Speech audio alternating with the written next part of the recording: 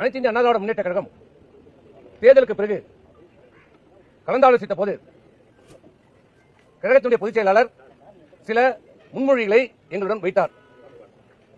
இந்த இயக்கம் தொடங்கப்பட்டது திராவிட முன்னேற்ற கழகத்தை எதிர்த்து தொடங்கப்பட்ட இயக்கம்.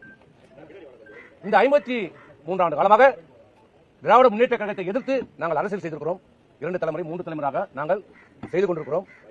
இந்த நிலையிலே எங்கள் முன் வைக்கப்பட்டது என்னவென்றால், திராவிட முன்னேற்ற கழகத்தினுடைய ஆதரவோடு நல்லா புரிஞ்சுக்கங்க, எந்த திமுகவை நாங்கள் எதிர்த்தோமோ அந்த திமுகவுடைய ஆதரவோடு அனைத்து இந்திய அண்ணா திராவிட முன்னேற்ற கழகம் என்னை முதலமைச்சராக தேர்வு செய்ய ஒப்புக்கொண்டிருக்கிறார்கள். அதற்கு நாம் ஒத்துக்கொள்ள வேண்டும் என்று சொன்னபோது பெரும்பான்மையான சட்டமன்ற உறுப்பினர்கள், இன்னும் சொன்னால் அனைத்து சட்டமன்ற உறுப்பினர்களும் அந்த முன்மொழிவுக்கு யாரும் சம்மதிக்கவில்லை, ஏற்றுக்கொள்ளவில்லை. இன்னும் சொன்னால் பேரதிர்ச்சிக்குள்ளானோம். எப்படி இதையெல்லாம் இப்படி ஒரு திட்டத்தை எப்படி சொல்கிறார், எப்படி மனம் வருகிறது, எப்படி எந்த எண்ணத்தில் இதை சொல்றார்? அப்படி திராவிட முன்னேற்ற கழகத்தோடு இணைந்தால் அனைத்து இந்திய அண்ணா திராவிட முன்னேற்ற கழகம் என்பதை இல்லாமல் போய்விடும் என்று நாங்கள் கருத்தை சொன்னோம். இது தவறு, இது வேண்டாம் என்று நாங்கள் சொன்னோம்.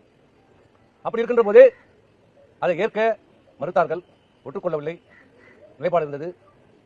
அதனால் நாங்கள் பெரும்பான்மையான அனைத்து இந்திய அண்ணா திராவிட முன்னேற்ற கழக சட்டமன்ற குழுவுடைய குழு கூட்டப்பட்டது. அந்த குழுவுடைய கூட்டத்திலே தீர்மானங்கள் நிறைவேற்றப்பட்டது. அந்த தீர்மானம் என்னவென்றால், நடந்து முடிந்த தேர்தலிலே தேசிய ஜனநாயக கூட்டணி தலைமையில் அந்த கூட்டணியில் இருந்த அனைத்து இந்திய அண்ணா திராவிட முன்னேற்ற கழகம் படுதோல்வி அடைந்திருக்கிறது. அதை நாங்கள் ஏற்றுக்கொள்கிறோம். அனைத்து இந்திய அண்ணா திராவிட முன்னேற்ற கழகம் இனி எந்த கூட்டணியிலும் இல்லை.